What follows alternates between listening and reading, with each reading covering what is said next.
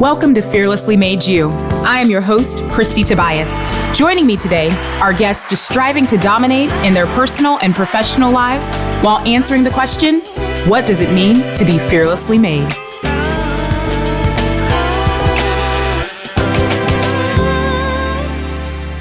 On this episode of Fearlessly Made You, I am honored to have wonderful guest Jessica Jensen here joining me. She's one of my most fabulous friends, most entertaining friends, and one of the women who I truly consider to be absolutely fearlessly made. Jessica, thank you for joining us today. Thank you so much for having me. Girl, we need to do a little cheers. I know. I'm so excited to be here. Me too. Cheers to you guys. So one of the great things that I love about Jessica is the way we met is in true fearless fashion. We met doing karaoke. Correct. So, real facts. And you rocked it. Girl, and I was like, it. we need to be friends. Jessica, yes, that's exactly. That was the thing, is like there was just this energy and this vibe, because one of the things that I love about each of the guests of Fearlessly Made You is each of their stories is so unique and so beautiful. And Jessica really emulates that. She is, I call her wine merchant extraordinaire. She's also has her own event design and planning business, which is absolutely phenomenal, which she's going to talk to us a little bit more about.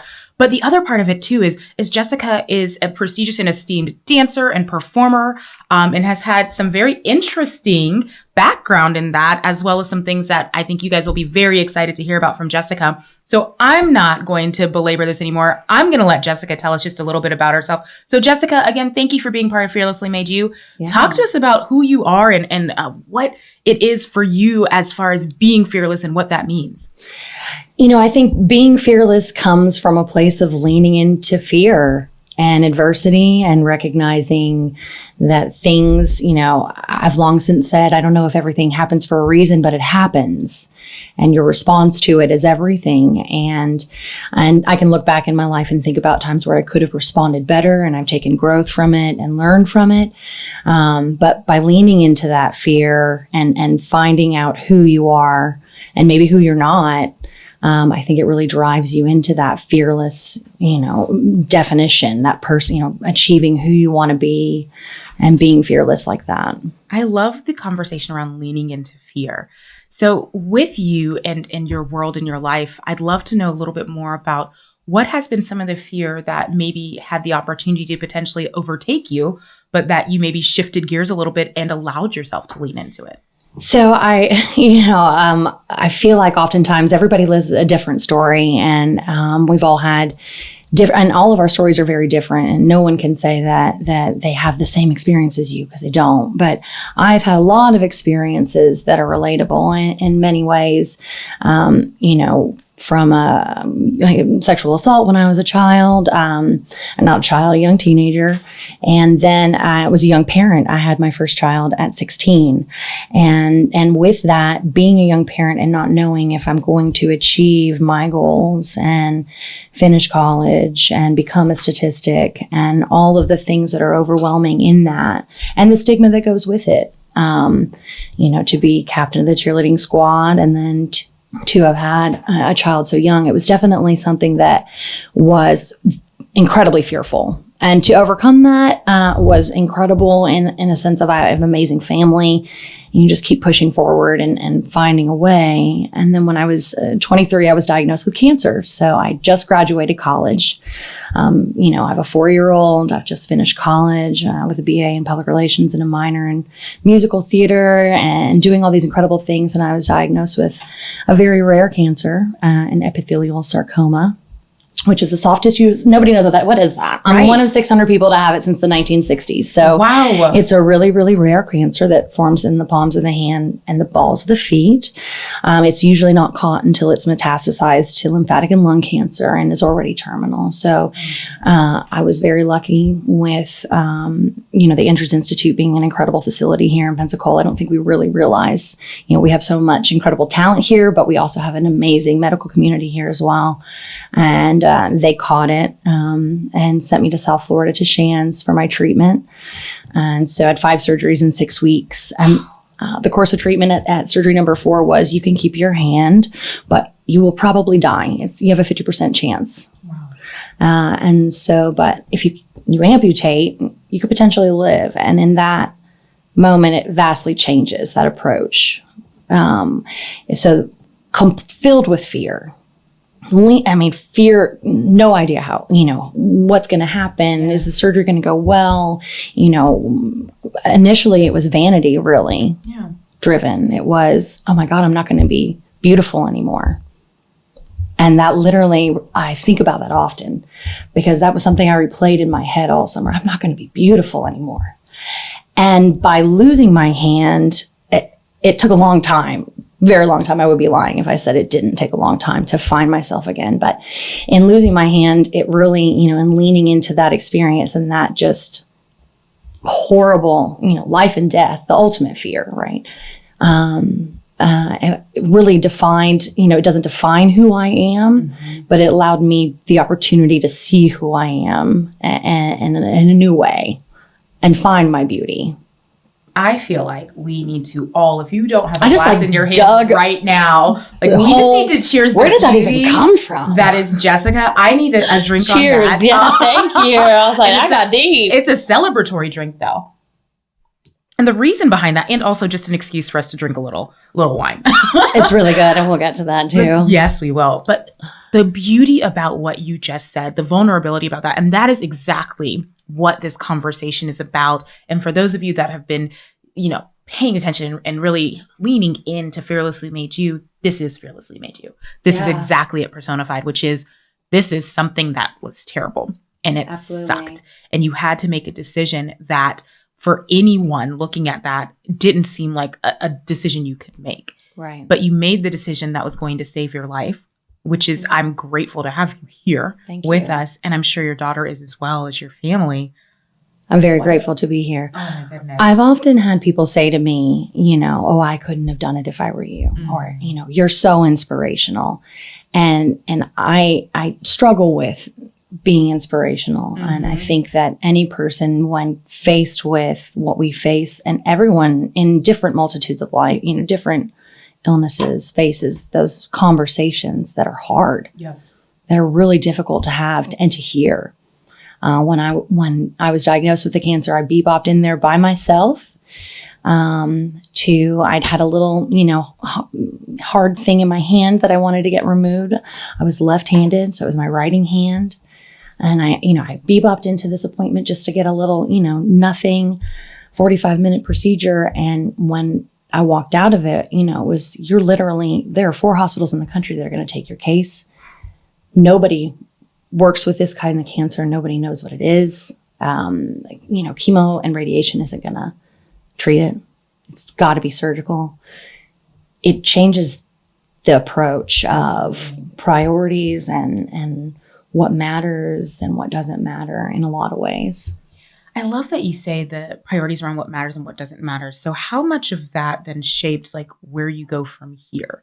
Knowing that you had just graduated, you had a young daughter, you had so many things that I'm sure you wanted to start to move forward with. Did that change what that looked like for you? So it didn't change in an essence, but it kind of did. I forced myself back into something that I was very comfortable in, which was dance. Oh. Surely, I've grown up and I've been a dancer my whole entire life. Yes, which she has a beautiful history of dance. And so I'm very excited for you guys to learn just a little bit more about what that looks like. My goodness. And if you've ever seen Jessica dance anywhere, even if it's just when we were karaokeing. I dance all over the place. I dance randomly. I'm the girl dancing down the sidewalk in the middle of her run. But it's an energy you give. It's part of who you are. Absolutely. So tell us more about that journey for you. Yeah. So, in that cancer and in my amputation and in my recovery, let's just say my part of my recovery was very much so forcing myself to go back to my roots, which was dancing. And I started dancing at a very young age. I went to boarding school, Alabama School of Fine Arts, and danced with the Alabama Ballet at 12 years old in the Corps of Ballet and performed with professionals. I studied in New York with Joffrey and New York City Ballet, which was incredible experiences that, everyone should go and travel and do if you can, if you have the opportunity, and there are scholarships available if you don't. And then from there went to Portland, Oregon, and had the amazing opportunity to dance with Polaris Dance Theater. And that was after cancer. 6 weeks after my amputation, I did Anything Goes at Pensacola State College with their, community theater program that is in conjunction with the college, and knew that I wanted to pursue that. And that was my dream, that I always wanted to be a dancer. And so that pursuit led me, I kind of jumped the gun, but led me to Portland, to Oregon, and dancing with Polaris Dance Theater, who I, in later years met a girl named Kiera Camille, who is, a quadruple amputee from a childhood illness, that was in the dance company, and an incredible mover, and a stunning human being. And to work with a group of people that it was, indistinct that was missing, and gave me the opportunity to explore figuring out what the movement was before it was, you can't do this. It was a really healthy and beautiful environment. It was also 3,700 miles away from 4 generations of my family. So my 7-year-old at the time Emma was not happy about it.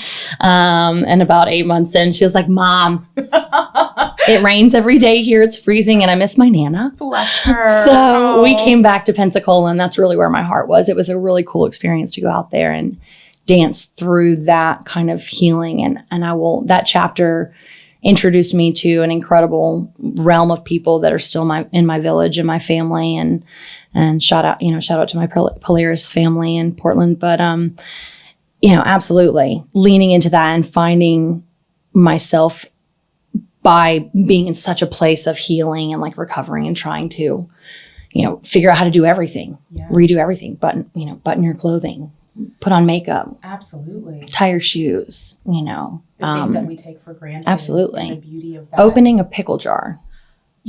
That's a really good point about anything that you think, oh, you don't think about needing both your hands to be able to do, which is amazing to me. Hitting a front door with your arms full, and it not being a lever door handle, little things. So relearning basically life. Yeah, absolutely. Well, and you actually received a beautiful compliment that I had the privilege of watching. So one thing that Jessica and I connected on that she did not know is, though we first met officially doing karaoke, I actually had the privilege of watching Jessica dance on the television.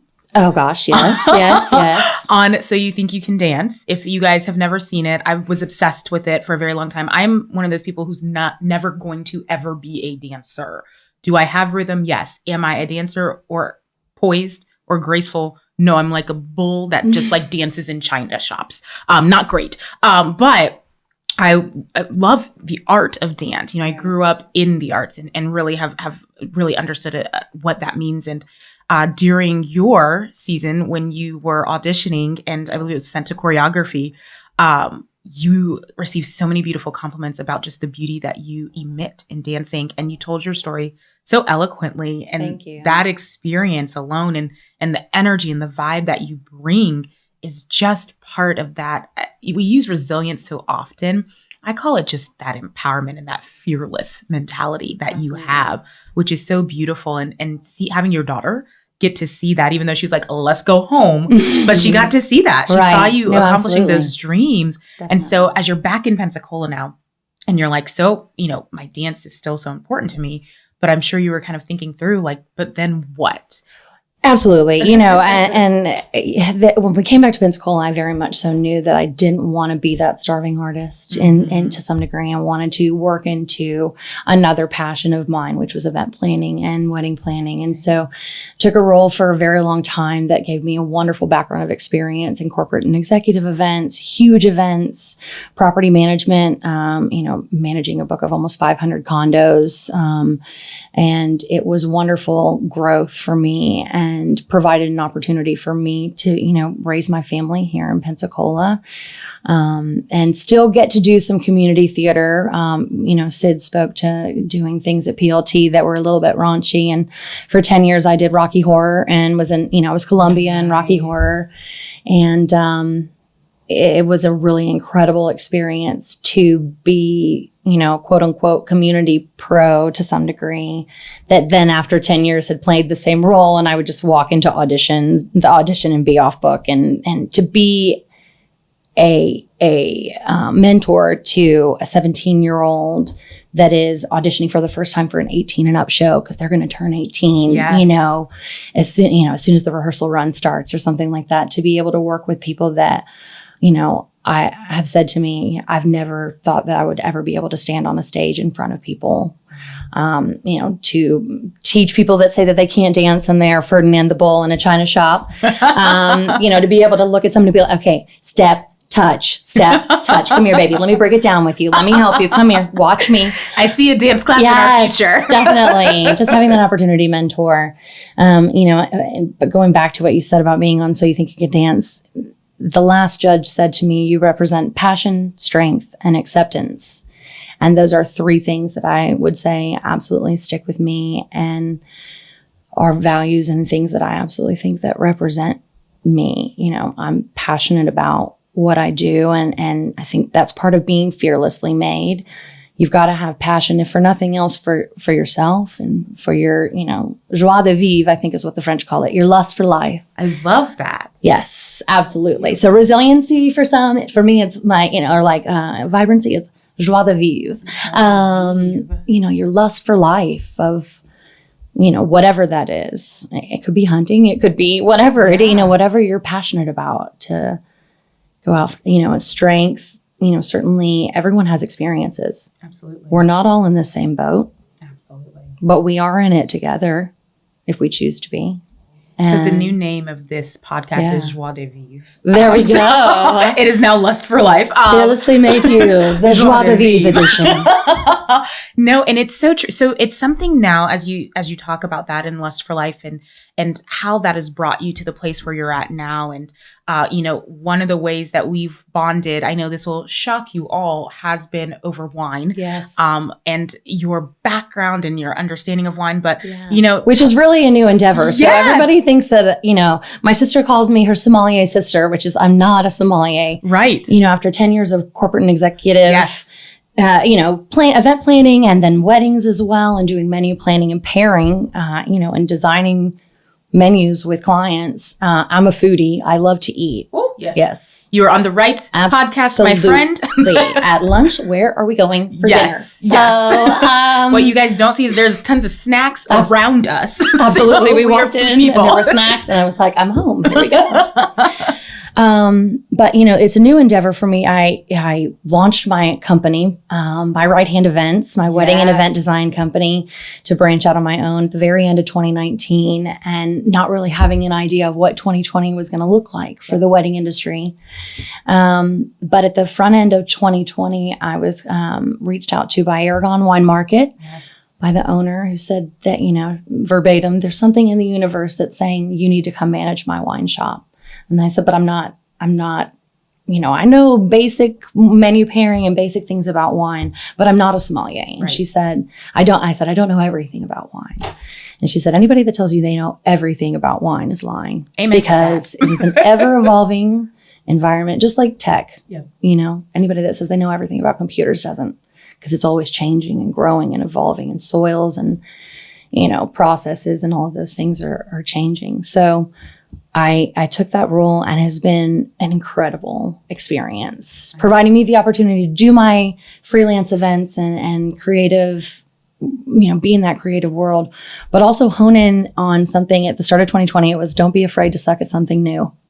I love that philosophy. And I think that's something that we all could take to heart. Because I think we get so afraid and we get so focused on the structure of what our lives are supposed to look like that we're afraid to open up the box to where our lives could go. Right. And so there's the beauty in that. And one of the cool things that I love is Jessica is phenomenal. And when we got together today, the first thing she did was she's like, okay, so I have this wine, and started telling me the story. And I was like, this person is fearless. Like, this is amazing. And so it's the wine that we were drinking right now, which we're very excited about. The story was so cool though, because it just reminded me and connected me to who Jessica is as a person.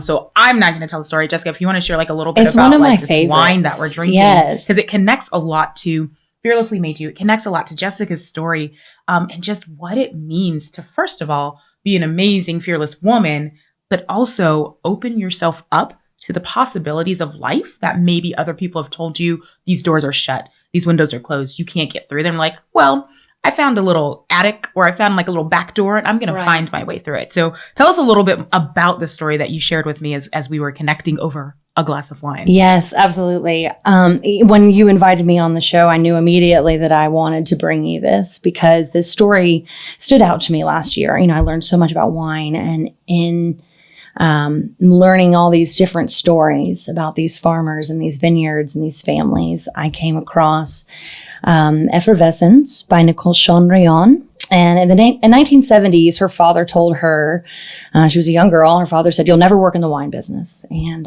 you know, that's man's work." And so she grew and went to school, went to college, and, you know, got her doctorate in, you know, basically something, you know, involved with not only botany, but chemistry and all of these things. I mean, she's literally a physicist. And she is now the head of her family wine, you know, family vineyard, and the boss of the region. I love that. You know, and I just love that she was told, you can't even be in this business. It's man's work. And she is now literally overseeing the, you know, she is the boss, the quote unquote, the boss of this appellation in Beaujolais, of course, which is in France. And this wine, Effervescence, by Nicole Chanrion, that we have at Aragon is absolutely exceptional. And what I loved about it was that she's not the only female winemaker making this wine. She's the only winemaker in the whole world making a sparkling Gamay from Beaujolais. And to be the only winemaker in the world making a type of wine, and to have come from a place that, you know, started from you will not, because of your gender, your, you know, if we take it and, you know, broaden the spectrum, your orientation, your color, whatever it is, you can't do this.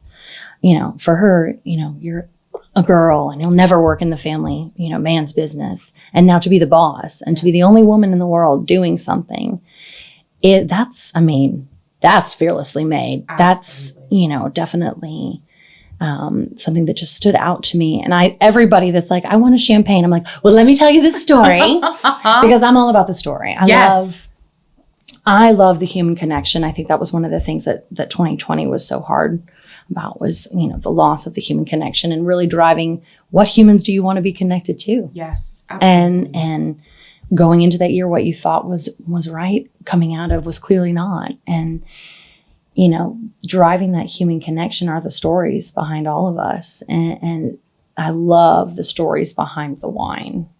And there's so many different things that are so cool as you go through, you know, these different vineyards and these wines, as you've experienced going at, like you talked about, which I know I gave you a little hint about the white Pinot Noir that you guys were talking about last week. But, you know, the stories behind them are incredible. Absolutely. And, you know, hearing this woman come from a place of not being able to do something to achieve being the boss, which I have to say in like an Italian New Yorker accent for some reason. I can't just say the boss. It's okay though. It worked for you. It worked for you. I love it. Well, and so as you think about that, one of the things that we always talk about is, you know, like our favorite wines around that we enjoy.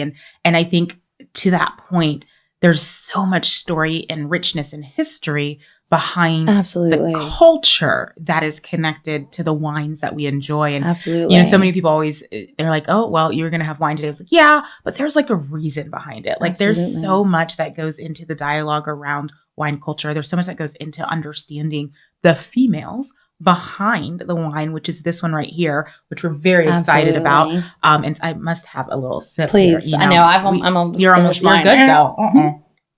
No such thing as being almost finished. There's always more. But so you bring up a really great point that I think is really important for us all to understand, which is there are, as we've talked about, there are so many doors that are open to us if we push them open sometimes, because people will try and shut them. And so like continuing in that conversation, as you think about some of the people that you've mentored or helped or supported, or people that may have just come up to you and you had no idea that they even saw who you were, and they're like, you've made a difference in my life, and going away from the word inspiration, but more going into the word of how can I help advocate or mentor or support. If you were to think about wisdom, so pieces of wisdom or knowledge nuggets that you would impart onto people who are watching or listening to Fearlessly Made You and thinking, but I really don't understand my own fearless journey. And it's a really difficult concept for me to grasp that fearlessness, because fearless is not being without fear, but not letting that fear own you and kind of creating that path that's going to help you live that fearless existence. If you were to think about some wisdom to share, what does that look like for you? What's something that you want to make sure that anyone listening to Fearlessly Made You knows is part of your story, but it's also part of your encouragement and guidance for them? Well, that's such a good one. I've thought about this often, but I really believe that you have to live the life of your dreams while you're dreaming about the life that you want to live. Mm-hmm. You have to. I'm not the same person that I was 10 years ago. I'm not the same. None of us really with last year are the same person we were a year ago. We all grown and evolved. So, to be present and experience life now and not just make plans for the future, use the good china, drink the wine, wear the pretty dresses, all of those things. And be authentic, even if you don't know, being fearlessly made came from a life of experiences and adversity that filled me with fear, and I still every day, am finding new experiences where I experience fear and anxiety and stress. And I love hearing, God, you're the most confident person when you walk into a room. And I'm like, I have 20 things going on in my head. And I just had a full-blown anxiety attack about what I was going to wear this morning. And, so we're all, we're all trying to find ourselves and be on our own journey. And I think, another thing that really stands out to me, especially in our current climate with social media, and is that, not getting lost in someone else's story. Yes. Someone else's picture perfect, Instagram profile that, the house is perfect and the husband is perfect and the kids are always perfect. And, she is full, everything's perfect all the time. It's not. Life isn't perfect. And so don't get lost in someone else's story and forget to enjoy your own, or be in your own, or create your own.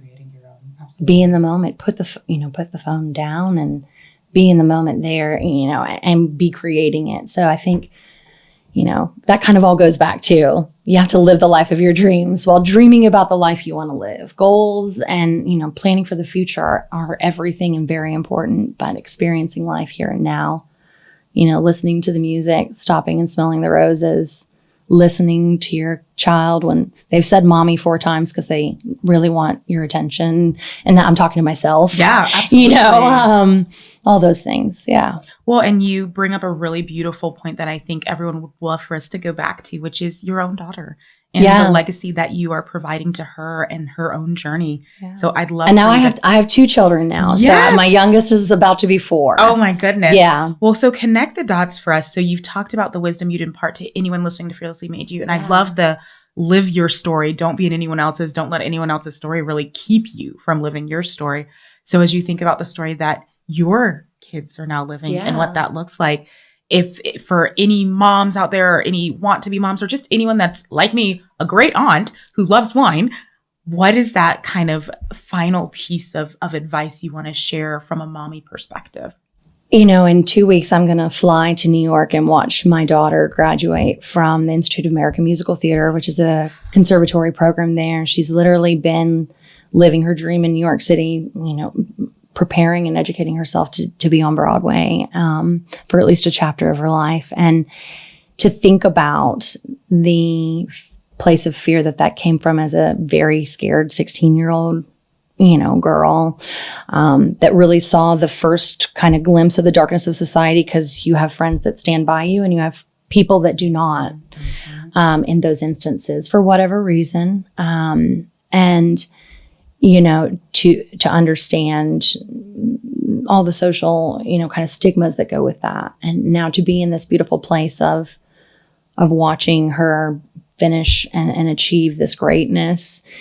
I think the only advice is that none of us have it figured out. There's not a manual for this. You just have to do the best you can with what you have, where you are, and never give up. Never ring the bell. I think it's General McRaven gave a commencement speech at University of Texas 2013, 2014, I can't remember, but it was exceptional. And so if you want to change the world, and one of the things he said, a number of things that have always stuck with me, you know, number one, make your bed, which is such a big thing because you come home to the end of the day, you know, after a crap day, but your bed's clean and made. And I love that. And then, you know, one of the other things, of course, when you're up to your neck in mud, just keep singing, you know, just keep going. And then the final thing that really, really stuck with me was never ring the bell, never give up. I love that. You know, you emulate so much what the reality is of not just leaning into fear, but tackling fear and really tackling your journey in a way that is honest and authentic and vulnerable and imperfect. And that is the beauty of Fearlessly Made You. And I know that you're beautiful, beautiful children. I'm so proud of you. Thank you. I know I am proud of you, and I'm so grateful that you joined us today on Fearlessly Made You. Of course. Jessica, you are a delight, a joy. I truly appreciate you. And guys, make sure that you stay tuned for the next episode of Fearlessly Made You.